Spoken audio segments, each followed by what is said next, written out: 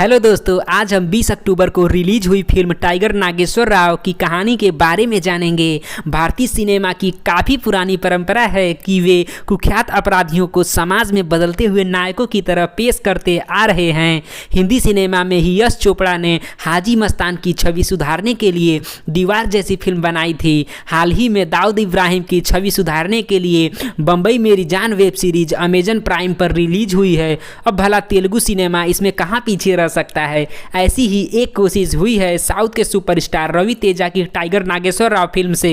Tiger Nageshwar Rao film Andhra Pradesh के स्टुअर्टपुरम में जन्मे 70 के दशक में सक्रिय कुख्यात डकैत नागेश्वर राव की डकैतियों पर आधारित है। हालांकि नागेश्वर राव के बारे में कोई प्रमाणिक जानकारी उपलब्ध नहीं है, बस केवल उनके और उनकी खतरनाक चोरियों के बारे में लोक किंवदंतियां ही प्रचलित हैं। लेकिन अगर दक्षिण भारत का कोई चोर 70 के दशक में खुली चुनौती देकर तत्कालीन पीएम के घर से उनका रुमाल चुरा सकता है तो वाकई में उस चोर को नोटिस किया जाना चाहिए। टाइगर नागेश्वर राव फिल्म शुरुआत से ही हिंदी भाषी दर्शकों को आकर्षित करती है, क्योंकि फिल्म की अपनी हिंदी डबिंग रवि तेजा ने अपनी ही आवाज में की है। फिल्म के अन्य किरदार मुरली शर्मा, अनुपम खेर और नासर इत्यादि को पहले से ही हिंदी में महारत हासिल है। फिल्म के निर्देशक वामसी अगर नागेश्वर की चोरी की कुछ और अनोखी घटनाएं दिखाते हैं तो फिल्म का लेवल काफ़ी अलग होता।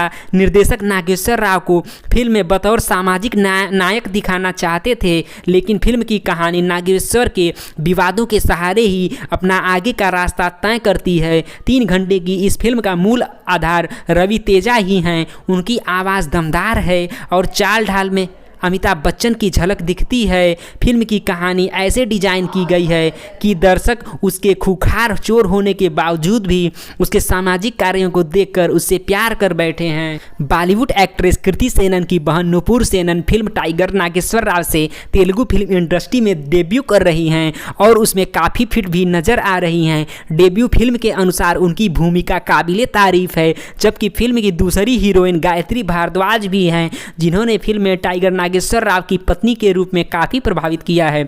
कुल मिलाकर देखा जाए तो फिल्म की सिनेमाटोग्राफी काफ़ी अच्छी है। कहानी, निर्देशन और अभिनय के मामले में फिल्म ने बेहतर प्रदर्शन किया है। लेकिन अगर फिल्म की लंबाई 2 या 2.5 घंटे के बीच होती तो टाइगर नागेश्वर राव फिल्म और भी बेहतर बन सकती थी। हमेशा से ही साउथ सिनेमा की हिंदी डबिंग में सबसे कमज़ोर पक्ष संगीत का ही रहा है। इन फिल्मों के मेकर्स को पुष्पा जैसी फिल्मों से सबक लेनी चाहिए। टाइगर नागेश्वर राव फिल्म की कहानी दिल्ली के प्रधानमंत्री हाउस से शुरू होती है, जब नागेश्वर राव पीएम हाउस में चोरी करने की खुली चुनौती देता है, जिससे पुलिस विभाग में हड़कंप मच जाता है। तत्काल खुफिया विभाग की मीटिंग बुलाई जाती है और फिर नागेश्वर राव की जन्म से लेकर मरण तक की कुंडली खंगाली जाती है। चलती ट्रेन से अनाज चुराने के अद्भुत दुस्साहस के साथ नागेश्वर राव की धमाकेदार एंट्री होती है।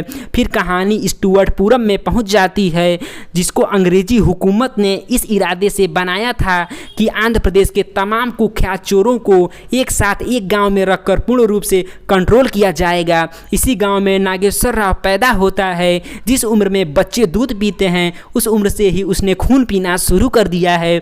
महज 8 साल की उम्र में ही उसने अपने पिता का सर काट दिया था। नागेश्वर राव को लोग गरीबों का मसीहा कहते हैं, क्योंकि वह अमीरों को लूटकर गरीबों में बांटता था। फिल्म के बीच में 2 प्रेम कहानियां भी हैं। दोनों युवतियां नुपुर सेनन और गायत्री भारद्वाज अलग अलग समय पर टाइगर नागेश्वर राव के रॉबिनहुड किरदार पर एकदम फिदा हो जाती हैं। लेकिन नागेश्वर राव का एकमात्र मकसद स्टुअर्टपुरम के इतिहास को बदलकर वहां के युवाओं की तकदीर बदलना था। धन्यवाद।